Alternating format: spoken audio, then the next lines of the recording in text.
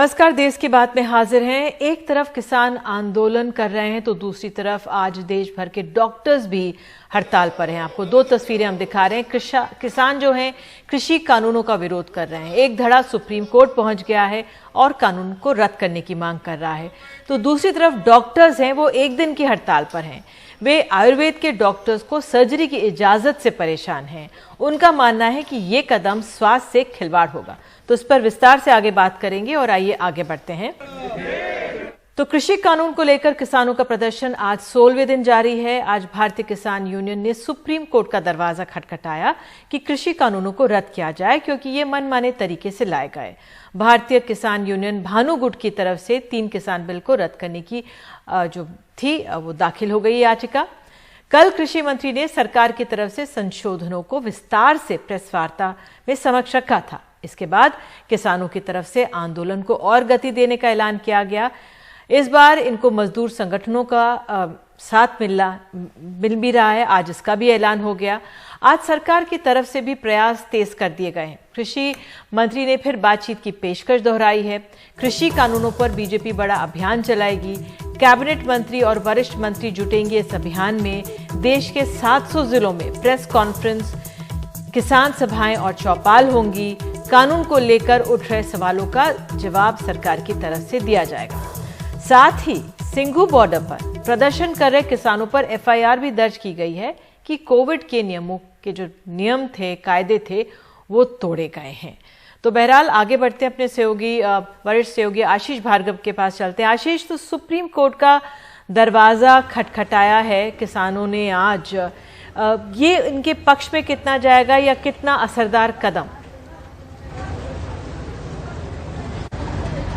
जी देखिए, पहले पिटीशन का करीब 4 पहले दाखिल है। सुप्रीम कोर्ट ने नोटिस भी जारी किया था केंद्र सरकार को, लेकिन ये पहली ऐसी पिटीशन है जिसमें किसान खुद आए हैं यहाँ पर अपनी बात रखने के लिए।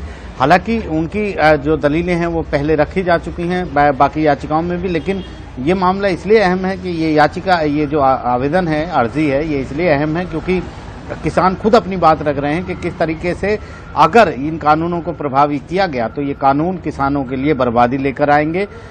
जो मंडियों को, एपीएमसी को खत्म करने की बात है, तो इससे कॉरपोरेट जो हैं उनके रहमो करम पर किसानों को छोड़ दिया जाएगा, ये इनका मानना है। और साथ ही कहना है कि इससे किसान मजबूर हो जाएंगे, बर्बाद हो जाएंगे। ऐसे कानूनों को संवैधानिक करार देना चाहिए। बिना किसी चर्चा, बिना ज़्यादा व्यापक चर्चा किसानों के बीच सरकार ने इसे लागू कर दिया है। और अगर इनको बनाए रखा गया तो ये किसानों के लिए काफ़ी मुश्किल हालात हो जाएगी और किसान जो है वो काफ़ी इसमें पीड़ित होंगे। और ये भी कहा गया है कि जो ये कानून है ये मनमाना है, क्योंकि इससे क्या होगा कि बिना किसी नियम के ऐसा कोई नियम तैयार नहीं किया गया। जो कॉर्पोरेट है वो किसानों से ये हम लोग समझ रहे हैं 16 दिन से कि सरकार, जो किसान है वो क्यों परेशान है, लेकिन क्योंकि अब ये सुप्रीम कोर्ट के दरवाजे पर पहुंच गए हैं, उस लिहाज से क्या आंकलन आपका जो ये कदम उन्होंने उठाया है? अजय देखिए, यहाँ पर सुप्रीम कोर्ट ने पहले कहा था कि कॉज ऑफ एक्शन नहीं है, इसलिए सुनवाई नहीं करेंगे। बाद में सुप्रीम कोर्ट ने 12 अक्टूबर को नोटिस भी जारी किया। जाहिर तौर पर किसान अगर खुद पहुंचे हैं तो जो याचिकाएं हैं उनमें जो वजन है वो बढ़ जाता है, क्योंकि किसान खुद यहाँ पर आए हैं। और एक ये महत्वपूर्ण मुद्दा है, सुप्रीम कोर्ट को नाप तोलना होगा, तमाम चीजों को वेटेज देनी होगी। तो किसानों के पहुंचने से कोई निश्चित तौर पर यह मुद्दा और भी प्रभावशाली हो गया है। और मुझे लगता है कि आने वाले कुछ दिनों में सुप्रीम कोर्ट इस मामले की सुनवाई करेगा और किसानों की भी बात सुनेगा। अगर सरकार नहीं सुन रही है, जैसा किसान बार बार कह रहे हैं कि उनकी बातों को नहीं माना जा रहा है, उनकी मांगों को नहीं माना जा रहा है, तो जरूर देश का सुप्रीम कोर्ट जो है वो उनकी बातों को सुनेगा। बिल्कुल आशीष, इसी जानकारी के लिए बहुत बहुत धन्यवाद आपका। तो आपको बता दें, दिल्ली हरियाणा बॉर्डर पर नेशनल हाईवे नंबर 9 पर किसानों ने सब्जियां उगाना शुरू कर दिया है।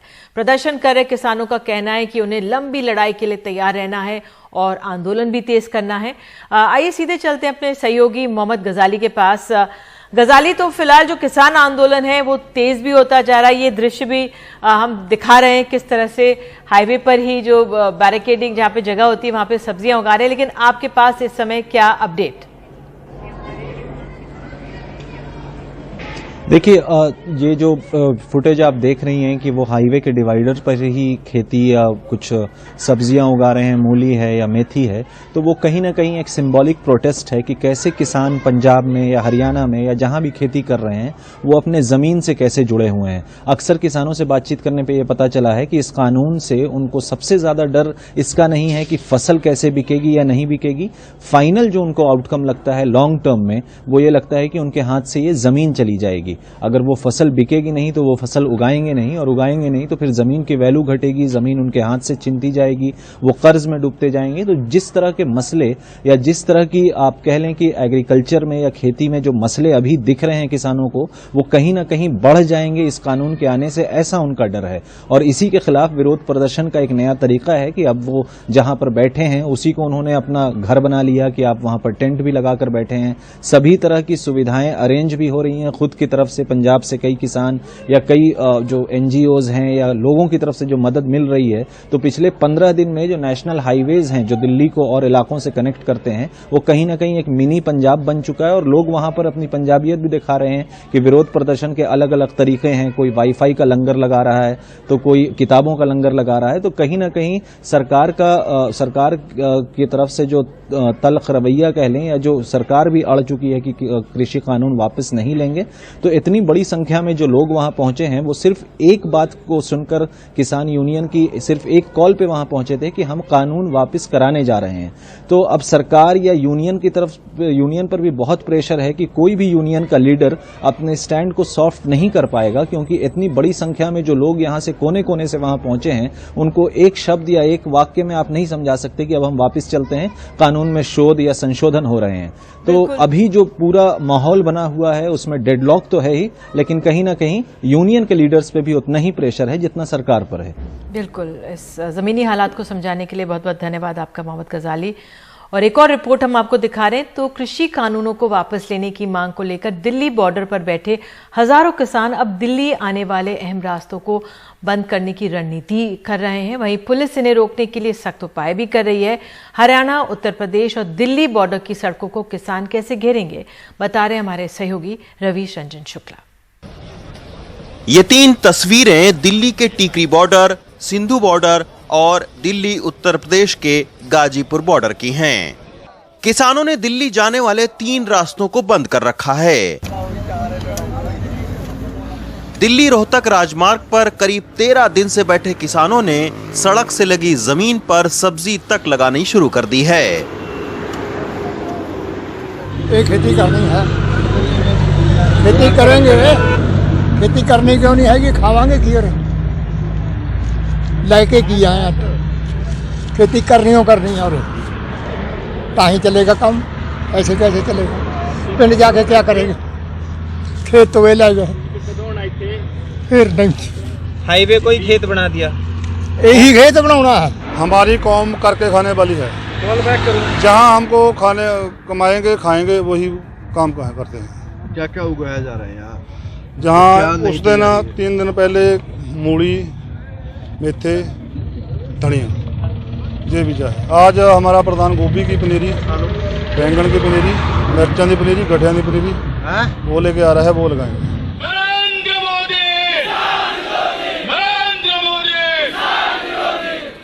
पंजाब हरियाणा के किसानों को समर्थन देने के लिए महाराष्ट्र के किसान भी दिल्ली पहुंचने की कोशिश में हैं।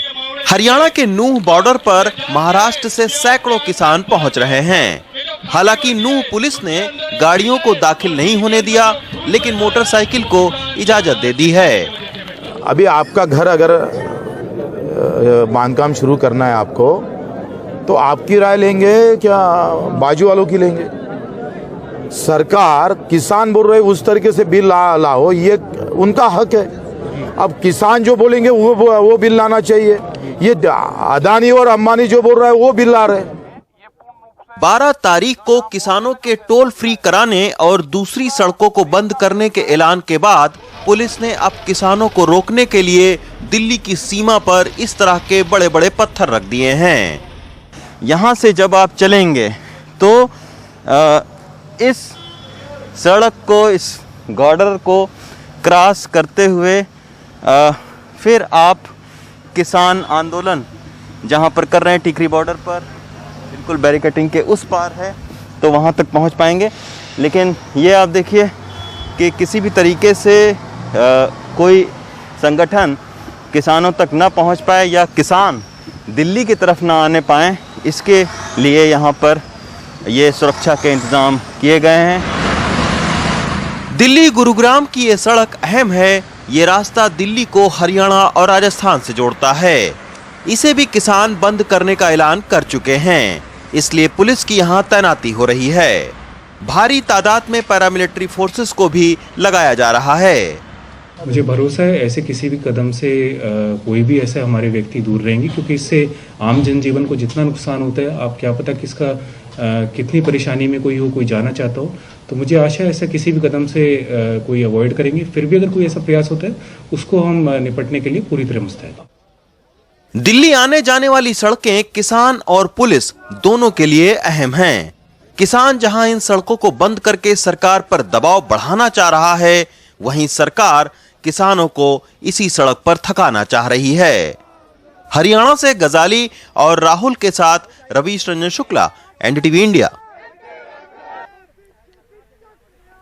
और देश की बात में एक छोटा सा ब्रेक लेते हैं। ब्रेक के बाद आपको बताएंगे देश भर में डॉक्टर्स क्यों आज एक दिन की हड़ताल पर है। छोटे से ब्रेक के बाद।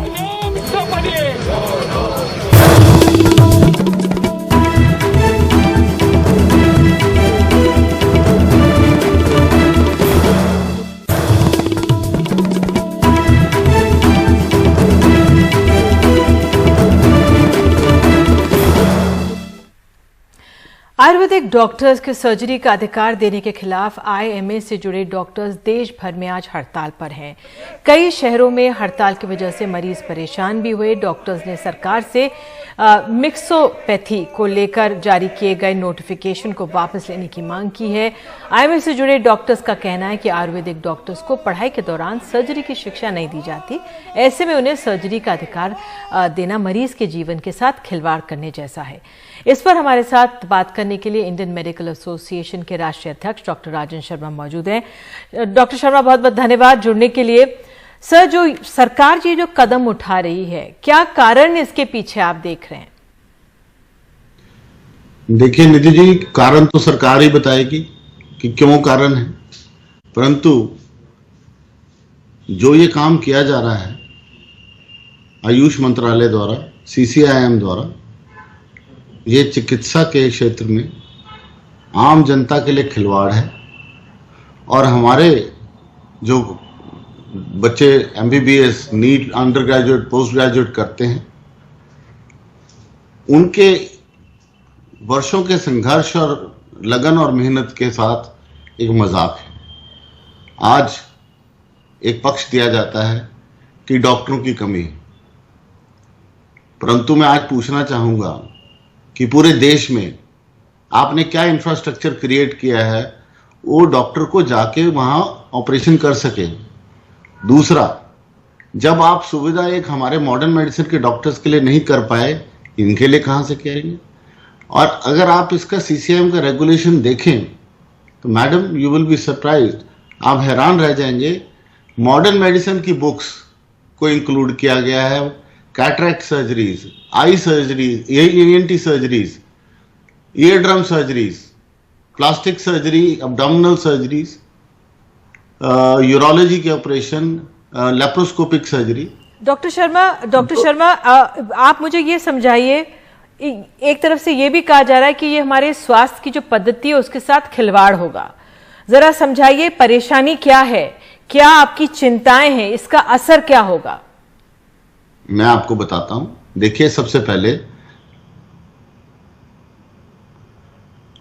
पहले मैं ये कहना चाहूंगा, हम आयुर्वेदा के खिलाफ नहीं है, ये हमारी राष्ट्रीय धरोहर है जी।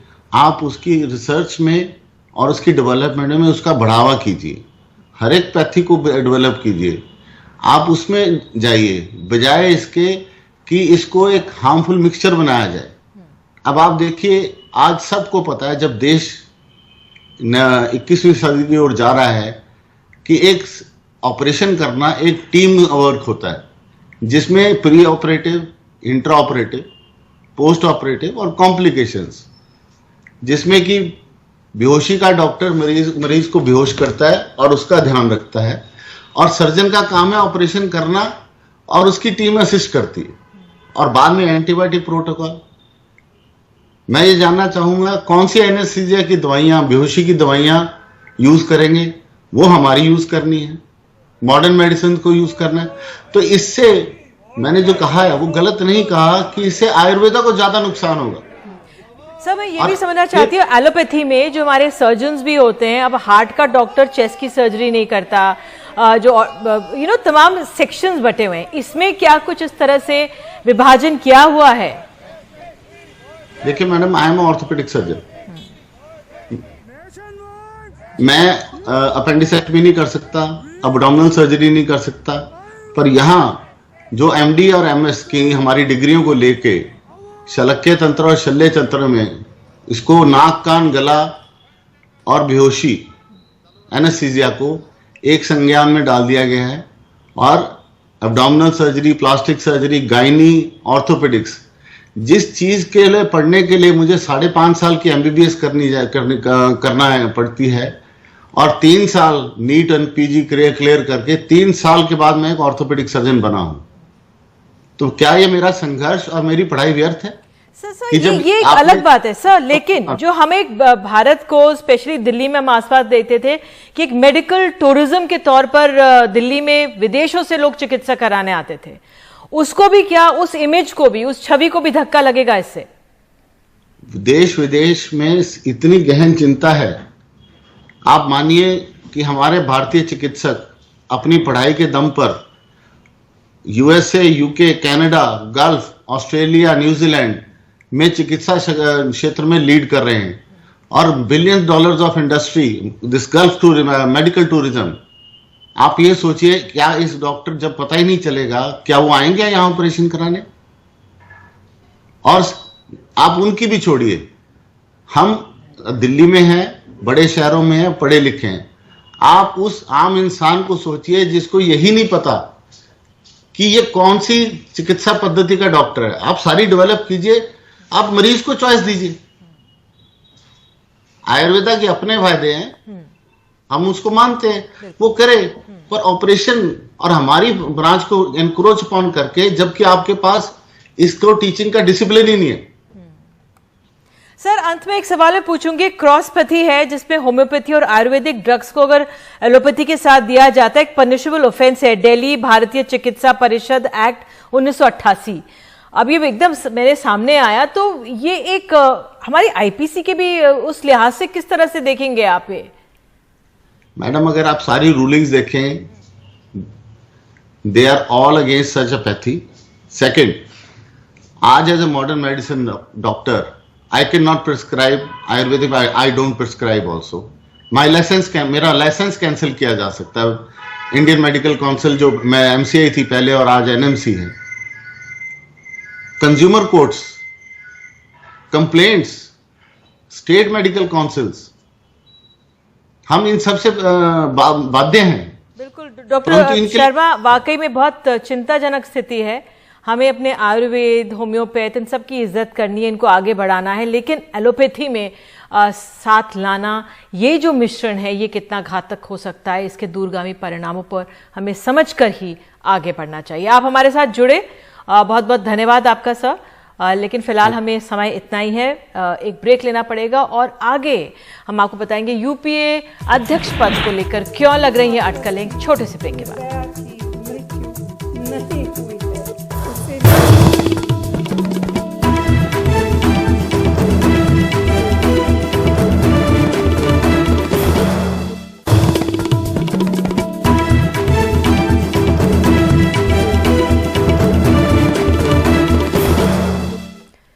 यूपीए के अध्यक्ष पद को लेकर कयास लगने शुरू हो गए हैं। हालांकि सोनिया गांधी ने बागडोर संभाली हुई है, लेकिन हाल ही में हुए चुनावों के मद्देनजर कमजोर पड़ते संगठन को मजबूती देने की दिशा में अटकलें चल रही हैं। हाल में शिवसेना के मुख्य प्रवक्ता संजय राउत ने कहा है कि अगर शरद पवार यूपीए के चेयरपर्सन बनते हैं तो उन्हें बहुत खुशी होगी। उन्होंने कहा कि कांग्रेस कमजोर हो चुकी है और यूपीए को मजबूत करने के लिए विपक्षी दलों को एक साथ आना चाहिए। देखो, पवार साहब अगर यूपीए के चेयरमैन बनने जा रहे तो हमारे लिए खुशी की बात है, लेकिन ऐसे कोई मुझे लगता है हलचल मुझे नहीं दिख रही है। कल पवार साहब ने उसका इनकार किया, लेकिन जिस यूपीए चेयरमैनशिप की बात आप करते हो, वो जो फैसला है उस बारे में अब तक कोई सामने प्रस्ताव आया नहीं है। हम तो हमेशा उसके हितचिंतक रहे हैं, हितैषी रहे हैं। हम चाहेंगे भी अगर ऐसा कोई प्रस्ताव आता है तो उनके समर्थन भी हम करेंगे।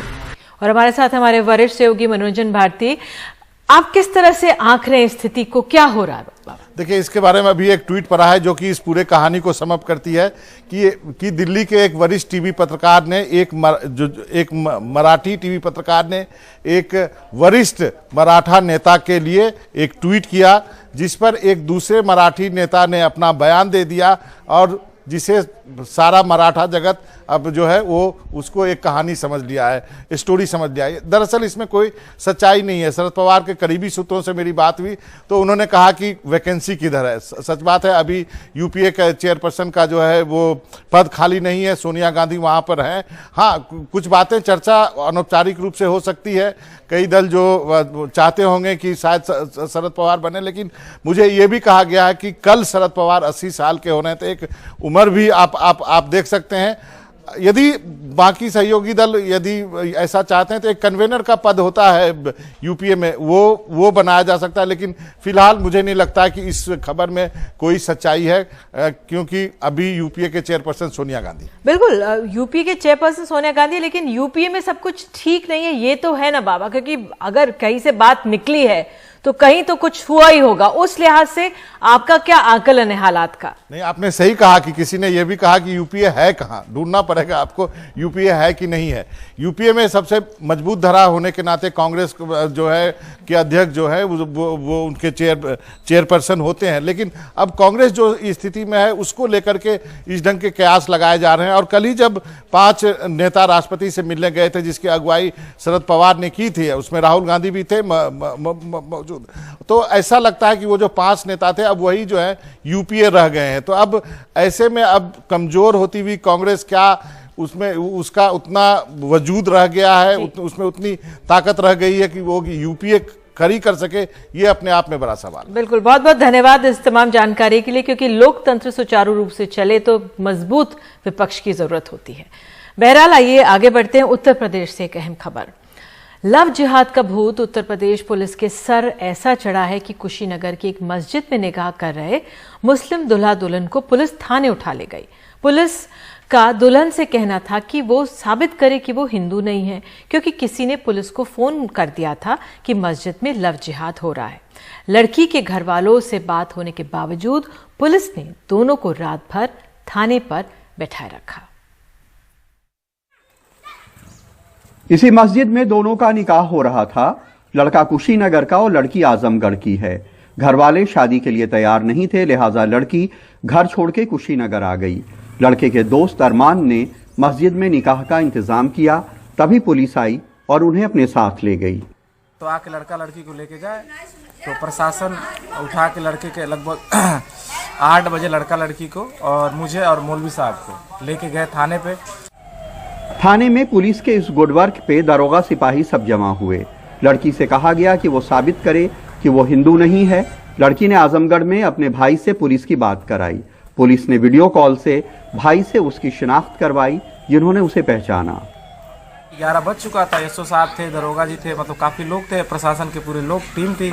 तो कहे ठीक है लड़का लड़की को ही रखा जाए। हम लोग को 11 बजे कहे कि आपकी कोई गलती नहीं है और आपके तहत साजिश के तहत आपको फंसाया गया था। सुबह लड़की के भाई आजमगढ़ से थाने पहुंचे। उनसे पुलिस ने एक तहरीर ली, जिसमें उन्होंने लिखा कि मैं अपनी बहन और होने वाले बहनोई को अपने साथ सकुशल थाने से लेकर जा रहा हूं। जरूरत पड़ने पर मैं इन दोनों को अपने साथ लेकर थाने पर उपस्थित हो जाऊंगा। मेरी बहन अपनी मर्जी से अपना निकाह करने के लिए तैयार है। बताया जा रहा है कि ये लव जिहाद कानून का दुरुपयोग है, क्योंकि पुलिस थाने लाई लव जिहाद का मामला जान करके। देखिए, कानून का दुरुपयोग नहीं है। ये सूचना पुलिस को मिली थी कि कुछ गलत कार्य हो रहा है, जिसके संबंध में पुलिस द्वारा कार्रवाई की गई और जब पुलिस ने ये पाया कि इसमें कहीं से कोई अपराध नहीं बनता है तो पुलिस ने छोड़ दिया। इस देश में रोटी, कपड़ा, मकान, महंगाई, बेरोजगारी, भ्रष्टाचार, अपराध कोई भी मसला नहीं रह गया है। जो सबसे बड़ा मसला है वो ये चेक करना है कि कौन आदमी किससे शादी कर रहा है। अगर यही चलता रहा तो आप सोच सकते हैं कि देश का और प्रदेश का क्या होगा। कुशीनगर में उदय और लखनऊ में कैमरामैन विनीत कुमार वर्मा के साथ कमाल खान, एनडीटीवी इंडिया। और एक छोटा सा ब्रेक लेते हैं, आगे आपको बताएंगे अमिताभ बच्चन की सास से क्यों मिले भोपाल में मध्य प्रदेश के गृह मंत्री।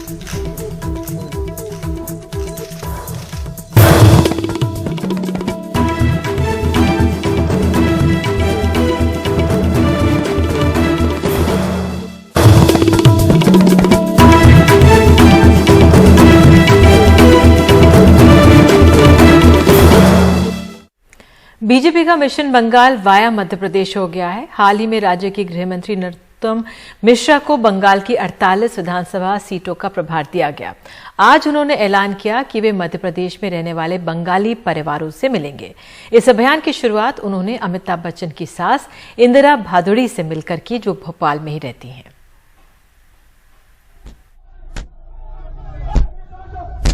बीजेपी अध्यक्ष जेपी नड्डा के काफिले पर पत्थर पश्चिम बंगाल में पड़ा।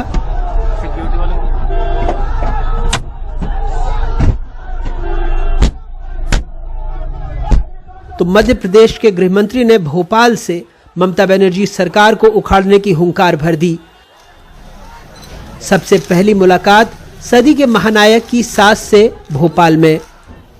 जो 2.5 लाख लोग पश्चिम बंगाल के भोपाल में रहते हैं, आदरणीय तपन भौमिक जी उसकी सोमवार या मंगलवार को बैठक करेंगे। उसमें भी मैंने निवेदन किया कि अगर आ सकें स्वास्थ्य साथ दे तो आप उस बैठक में भी आएं, जिसमें हम सभी बंगाल के लोगों से, यहाँ से भोपाल से एक अपील, एक शंखनाद करवाएंगे, शंख बजा के, कि वो बंगाल के लोगों को राष्ट्रवाद के मुद्दे पर मोदी जी के नेतृत्व में मुख्य धारा में जोड़े। उस सरकार ने बहुत बुरा हाल कर रखा है। हमारे राष्ट्रीय अध्यक्ष पे हमला, हमारे महामंत्री पे हमला। हालांकि कांग्रेस को यह हुंकार ज्यादा रास नहीं आई। अरे बंगाल की राजनीति, मध्य प्रदेश में इस तरह की राजनीति मत लाइए, अपने दायित्व को निभाइए।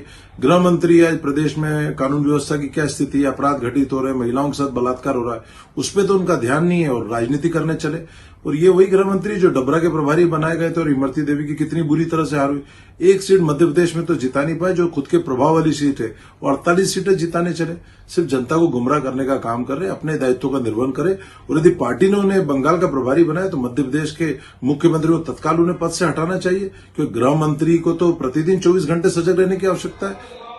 बंगाल में मध्य प्रदेश के कैलाश विजयवर्गीय पहले से डटे हुए हैं। बतौर संकट मोचक गुजरात, महाराष्ट्र और यूपी में पार्टी नरोत्तम मिश्रा को आजमा चुकी है। अब बंगाल की 48 सीटों पर उनके संगठनात्मक और राजनीतिक कौशल की परीक्षा है। बीजेपी के राष्ट्रीय अध्यक्ष जेपी नड्डा की पत्नी जबलपुर से है। उनकी सास वहां से सांसद रह चुकी है। ऐसे में जब उनके काफिले पर हमला हुआ तो हुंकार मध्य प्रदेश से भी उठी। वैसे मध्य प्रदेश के 2 दिग्गज पहले से ही पश्चिम बंगाल में मोर्चा संभाले हुए हैं। तैयारी देख करके लगता है कि बीजेपी हर पल का पूरा उपयोग करना चाहती है, भले ही चुनाव अभी दूर हो। भोपाल से अनुराग द्वारी, एनडीटीवी इंडिया। और इस खबर के साथ देश की बात में आज के लिए इतना ही। आगे आप देखिए न्यूज़ 360।